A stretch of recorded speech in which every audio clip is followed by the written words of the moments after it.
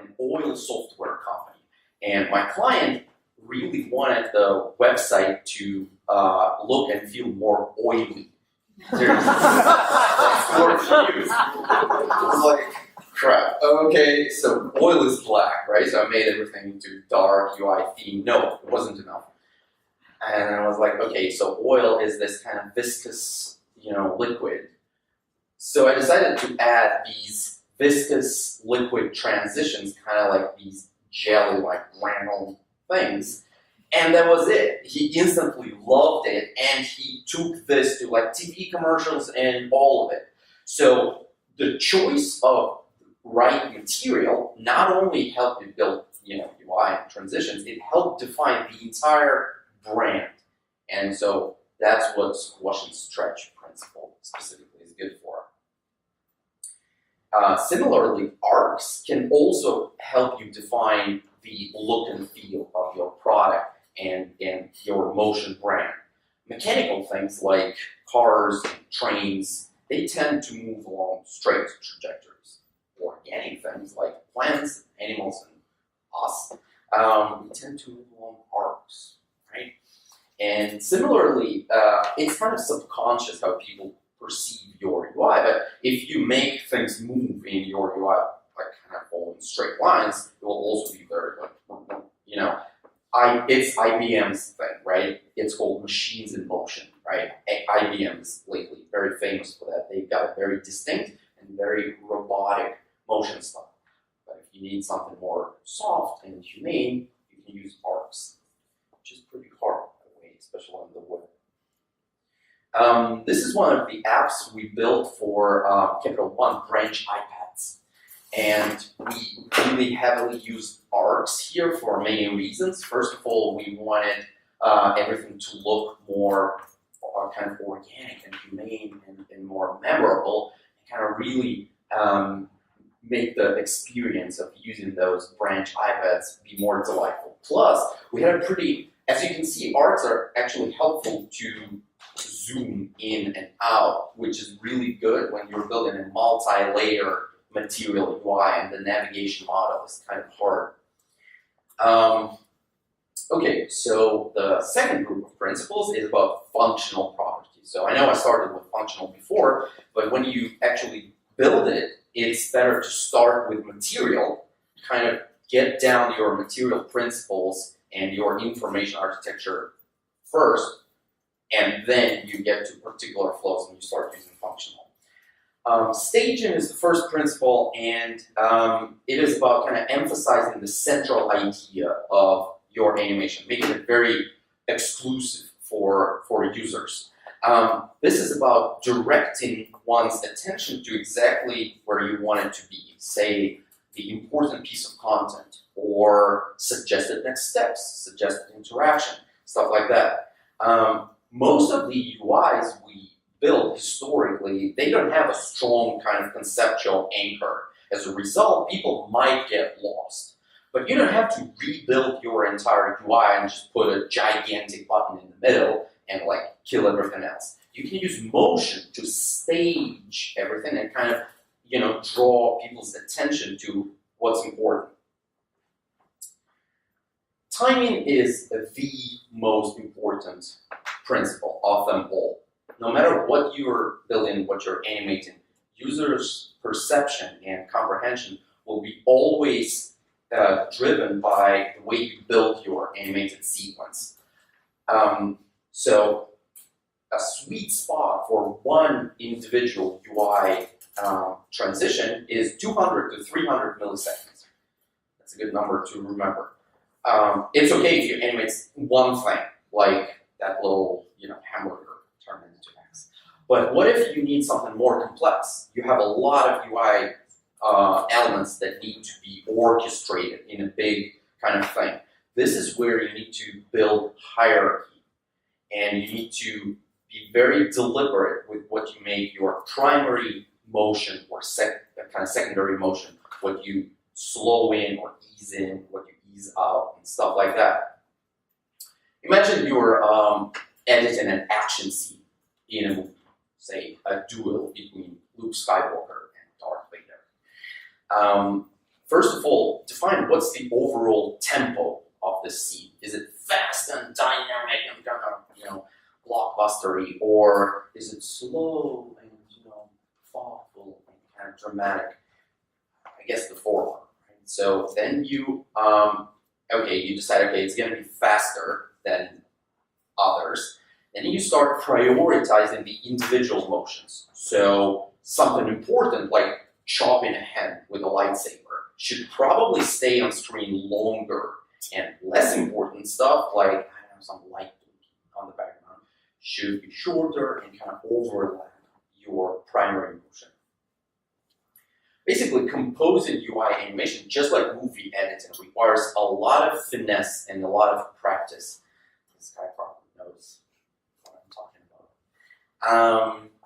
The key to timing is cubic Bezier function, also called velocity curve.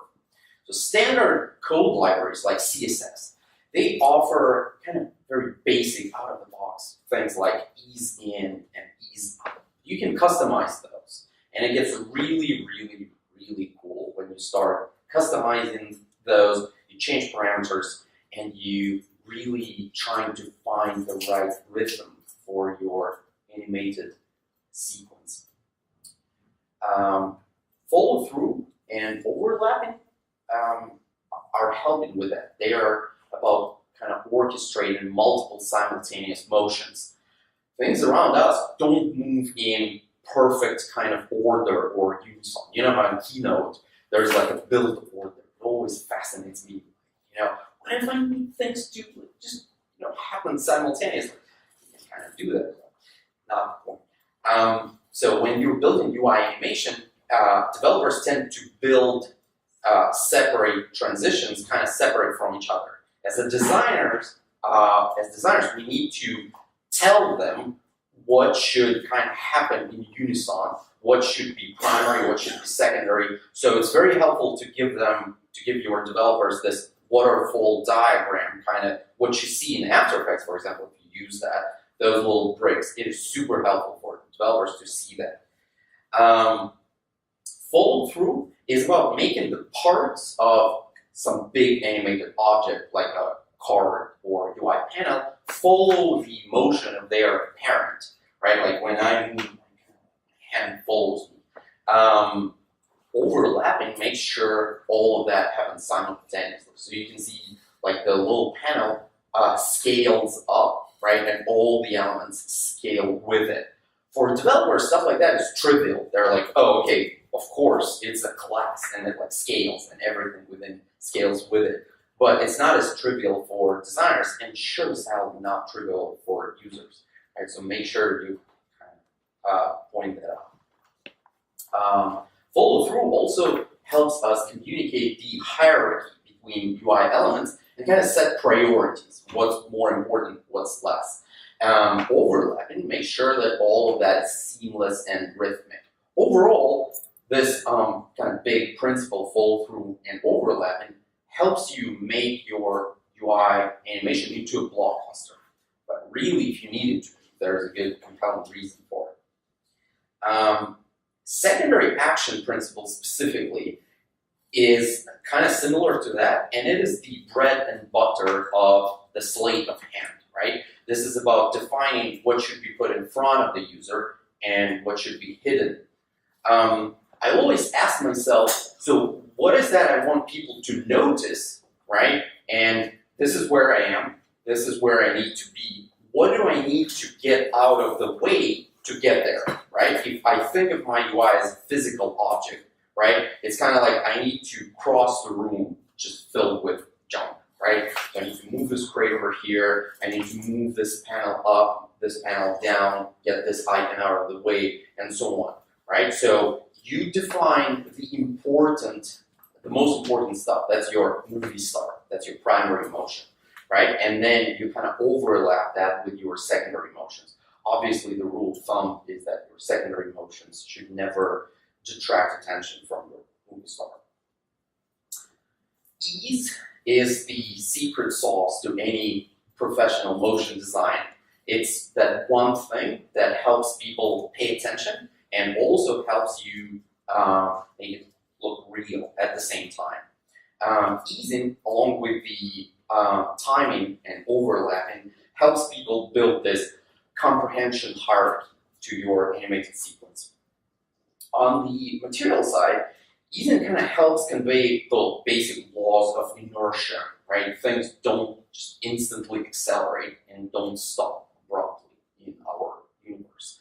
And when you follow those simple rules of physics, it makes your UI, your entire experience, more relatable to people.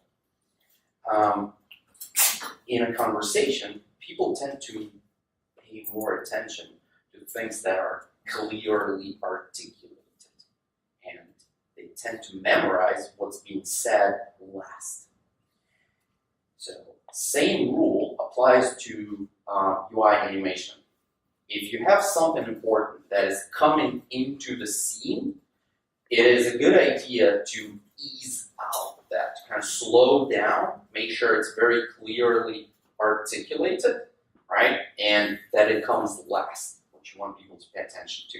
And then if you don't need something anymore, it's vice versa. Make sure you get rid of it at the top speed, at the top velocity, so that people, on contrary, would not pay attention to it, because you don't need them to.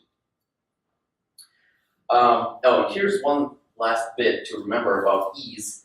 There is no such thing as ease at all. I'm only using that word because you've probably seen CSS or other kind of code functions for animation. In reality, ease in, for example, is just one type of cubic Bezier functions. You know, the one that is kind of more sloping in the beginning, more steep towards the end. But that is the cubic Bezier function. If you start tweaking those numbers, and there are a lot of really good tools online, kind of simulators to mess with that, and then later put in your code. So if you start messing with those numbers, the results would be really great and unique every time. Oh, and by the way, if you ever seen the bounce or overshoot effect, something that goes like this, right? So just try making some of those numbers negative. See what happens. Anticipation is another powerful functional principle that can be used both in the beginning and towards the end of your animation. It is helpful to give people a clue of what's about to happen. You can kind of set the scene in advance to prepare user for something important happening. You can change the shape of your object. You can change the composition and the layout of your screen. One of the really easy ways to create that anticipation is the other kind of ease, is the ease in, right? So you kind of slow down at the beginning of important transition or important sequence, and people would genuinely pay attention to it in anticipation of something happening, right? It's kind of like, and action, kind of stuff. The other way to use anticipation, or feed forward, some authors call it that, is at the end of your animated transition. Animation could provide visual affordance on the next screen to users, and it feels just like conversation, like, hey, check this out, there's an off-canvas menu over there. So yeah, most of those principles, vast majority, are about making things work, right? That's important. But after you took care of that, now it's delight time, so you can have some fun. Exaggeration is my favorite principle of all, and it is also the most dangerous one. It can make your movement really stand out, feel dynamic and fun. It can draw tons of attention to something and make sure people will notice it. But if you over-exaggerate, just like in real life, it can get a little cheesy, over the top.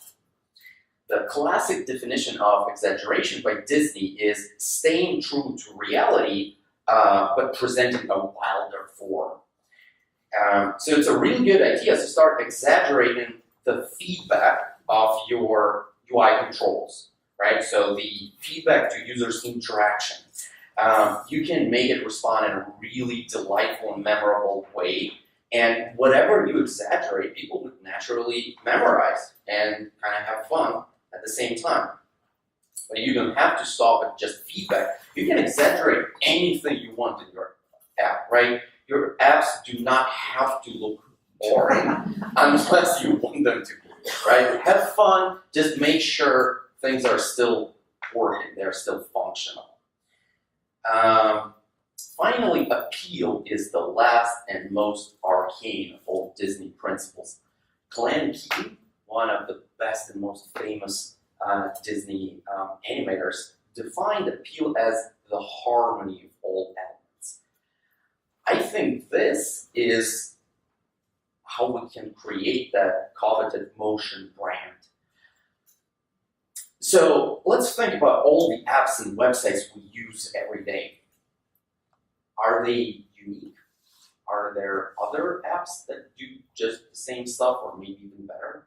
Maybe have more features? So why do we stick to just those particular ones? Why do we love them? I think great apps can truly surprise and delight us. They can enable us to achieve much bigger goals. And it's not enough to just make a good user experience. Those apps have emotional appeal. People love them. People relate to them. People, tell stories about those apps. Oh my God, I had such a good time in Snapchat. Appeal principle also means staying true and consistent with the style and emotion your app, your product conveys. Basically, we are all movie directors when we build animation, and appeal is our secret sauce. It is our secret ingredient to build that unique brand, unique style that would make people remember our UI and come back for more. So, yeah, let's wrap it up. These are 3 pillars to take away: functional, material, delightful. Make sure it works.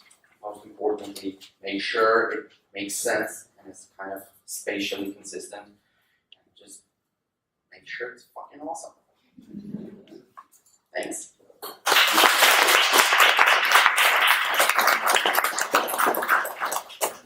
Questions?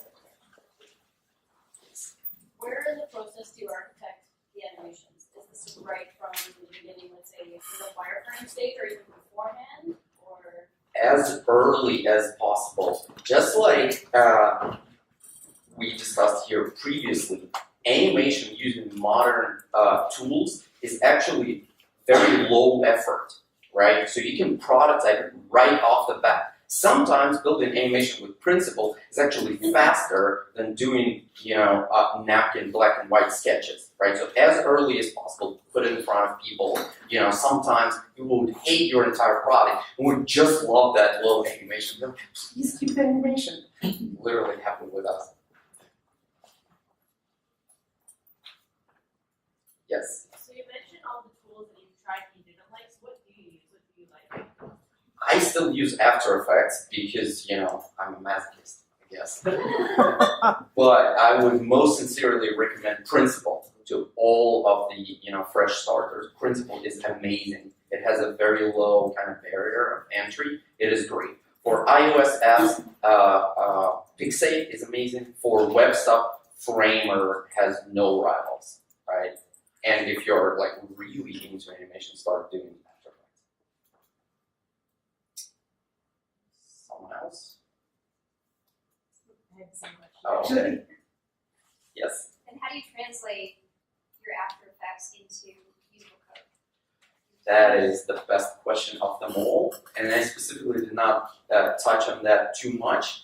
There is a whole book on that just came out by Val Head, a great animation expert, and it's called, I forgot, it's from Rosenfeld Media, it's something of animation. And that book is specifically on point with translating the animation into code. I'm approaching more from a designer's standpoint, not from the design delivery standpoint. Yes. If I can just make one comment, it's not really a question.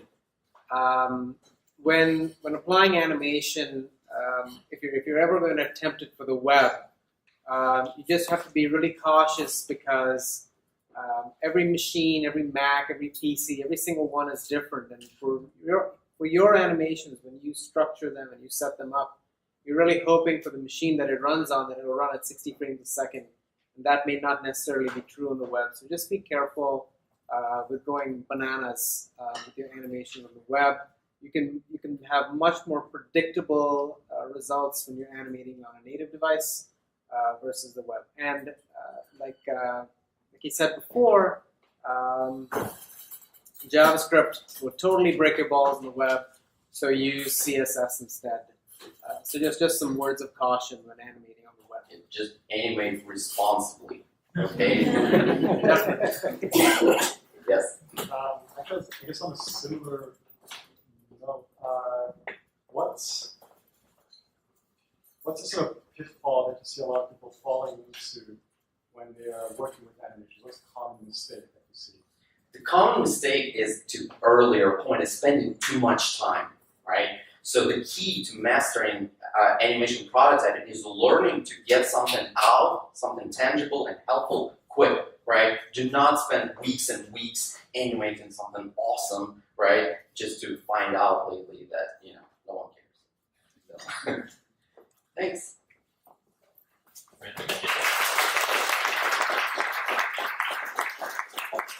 take another 10-minute break, but the pizza is here.